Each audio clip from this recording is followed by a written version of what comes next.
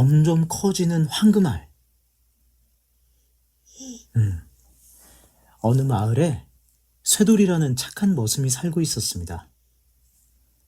비록 못된 주인 아래서 일하며 돈도 제대로 못 받았지만 쇠돌이는 정성을 다해 주인을 섬기며 성실하게 일했답니다. 이띠. 그러던 어느 겨울날 길을 걷던 쇠돌이는 자그마한 아기 새 한 마리가 빙판 위에서 바르르 떨고 있는 것을 보았습니다. 지금쯤이면 따뜻한 남쪽 나라에서 살고 있어야 할 텐데 아마도 어미를 따라가지 못한 모양이었습니다. 이런, 불쌍해라. 많이 춥지? 나랑 같이 집에 가자. 내가 널 돌봐줄게. 쇠돌이는 아기 새를 조심스럽게 품에 안고 집으로 돌아갔습니다. 허름한 자기 집으로 돌아온 쇠돌이는 아기 새를 지극정성으로 돌보았습니다. 꽁꽁 얼어붙은 땅을 판 뒤 벌레들을 잡아서 먹이고 집안에서 가장 따뜻한 자리를 아기 새에게 양보하고 자신은 추운 곳에서 잤습니다.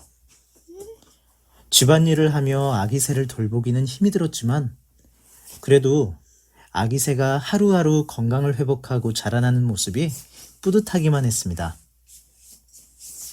그러던 어느 날 조용히 자고 있어야 할 아기 새가 갑자기 찢어지게 비명을 질렀습니다.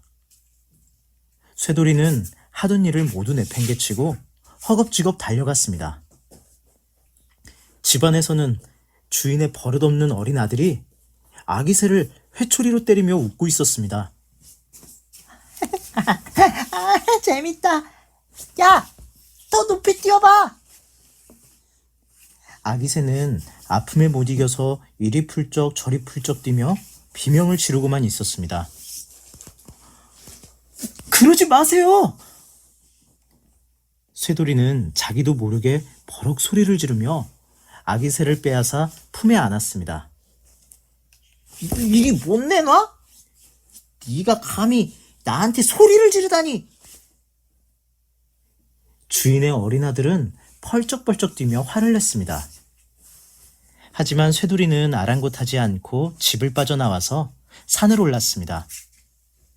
이대로는 아기 새가 큰일을 당할지도 모르니 차라리 다른 곳에서 키우자는 생각이었습니다. 쇠돌이는 산 꼭대기에 있는 자그마한 동굴 속에 아기 새를 숨겨주었습니다. 그리고 매일같이 찬바람을 헤치고 산을 오르며 아기 새를 지극정성으로 보살펴 주었습니다. 아기 새는 쇠돌이의 사랑을 먹고 무럭무럭 자라서 어느덧 훌륭한 어른새로 자라났답니다. 찬바람이 쌩쌩 불던 추운 겨울이 모두 지나고 따스한 봄 기운을 따라 산에는 색색의 꽃들이 예쁘게 피어났습니다. 남쪽 나라로 떠났던 새들도 하나둘씩 돌아오기 시작했습니다. 새들은 동굴 속에 있는 자기 형제를 보고 깜짝 놀랐습니다. 넌 다행이야. 살아있었구나. 다시 만난 새 가족들은 서로 얼굴을 비비며 반가워했습니다. 새는 가족들에게 지난 겨울에 있었던 일들을 모두 이야기했습니다. 정말 고마운 분이구나. 맞아요. 이젠 우리가 그분에게 은혜를 갚을 차례예요. 새의 말에 아이고 그거. 가족 새들은 모두 고개를 끄덕였습니다. 쇠돌이는 그날도 새를 만나러 산을 올랐습니다. 그런데 새가 날개를 파닥이며 자꾸만 동굴 안쪽으로 고개짓을 하는 것이었습니다.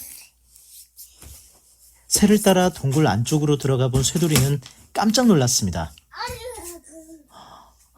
아니, 저건 황금알이잖아. 쇠돌이는 그 쇠돌이는 그 황금알이 은혜를 갚으려는 새의 마음이라는 것을 알 수 있었습니다. 난 별로 해준 것도 없는데 큰 선물을 받는 것 같구나.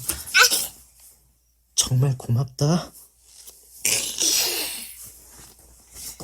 쇠돌이는 황금알을 가지고 산을 내려왔습니다. 그리고 주인 앞에 황금알을 내놓으면서 이렇게 말했습니다. 아야! 주인어른, 이 황금알이면 제가 진 빚을 다 갚고도 남을 것입니다. 이제 저를 종의 신분에서 해방시켜 주십시오. 그런데 주인은 벌떡 일어나서 노발대발 화내며 호통을 치기 시작했습니다.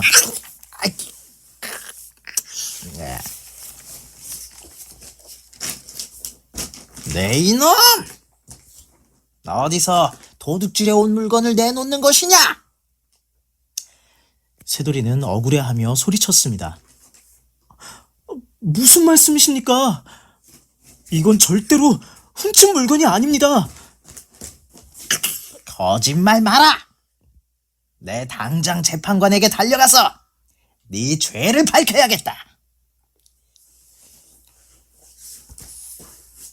마음씨 고약한 주인은 냉큼 황금알을 빼앗고 쇠돌이를 꽁꽁 묶어서 재판관 앞에 데려갔습니다.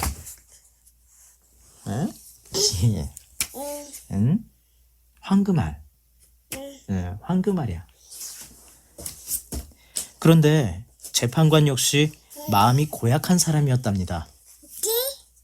그래서 쇠돌이는 꼼짝없이 죄를 뒤집어 쓰게 되었습니다.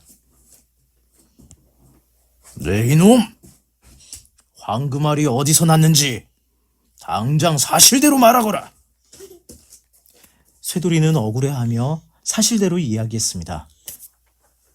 하지만 주인과 재판관은 코웃음만 칠 뿐 쇠돌이의 이야기를 믿어주지는 않았습니다. 네가 우리를 바보로 하는 것이냐? 새가 어떻게 은혜를 갚는다는 것이냐? 만약 네 말이 거짓이면 감옥에 가두겠다. 쇠돌이의 말을 확인하기 위해 주인과 재판관은 쇠돌이를 끌고 산으로 올라갔습니다. 쇠돌이는 자신이 감옥에 갇히는 것보다 새들이 다칠까봐 걱정이 태산 같았습니다. 그래서 산꼭대기에 다다르는 순간 큰 소리로 외쳤습니다. 허이! 허이! 얼른 달아나! 너희를 해칠지도 몰라! 그러자 새들은 일제히 날아올라 멀리 도망갔습니다. 쇠돌이가 계속해서 새들을 걱정하는 사이 주인이 동굴을 찾아냈습니다. 그 동굴 안에는 쇠돌이의 것보다 훨씬 큰 황금알이 2개 놓여 있었습니다. 세상에 정말 황금알이 있구려. 그것도 2개나 말이오. 그렇게나 말입니다, 재판관 어르신. 황금알을 하나씩 나누어 가진 주인과 재판관은 몹시 기뻐했습니다. 그리고 큰 부자가 될 생각에 덩실덩실 어깨춤을 추며 얼른 산을 내려가기 시작했습니다. 아니, 이게 왜 자꾸 이렇게 무거워지지? 황금알을 들고 내려가던 재판관이 고개를 갸우뚱거렸습니다. 그러고 보니 이 크기도 더 커진 것 같습니다. 그래도 아무렴 어떻습니까? 우린 앞으로 이 세상에서 제일 가는 부자가 될 것입니다. 주인의 말대로 처음에는 주먹만 하던 황금알이 걸음을 옮길 때마다 조금씩 커지고 있었습니다. 그럴수록 무거워서 낑낑거리면서도 주인과 재판관은 더욱 기뻐했답니다. 산을 거의 다 내려왔을 무렵 황금알은 바위덩이만큼 커져 있었습니다. 하지만 주인과 재판관은 욕심에 눈이 멀어서 황금알을 어떻게든 짊어지고 가려 했습니다. 그러는 동안 황금알은 더더욱 커져갔습니다. 더는 안 되겠어. 아이고, 사람 살려! 결국 마을 어귀에서 주인과 재판관은 거대한 황금 알에 깔려 죽고 말았습니다. 그러자 황금알은 다시 원래 크기대로 작아졌습니다. 그럼 마음씨 좋은 쇠돌이는 어떻게 되었을까요? 쇠돌이는 자유로운 몸이 되었고 그 황금알을 팔아서 부자가 되어 오래오래 행복하게 살았답니다. 오늘의 이야기 끝!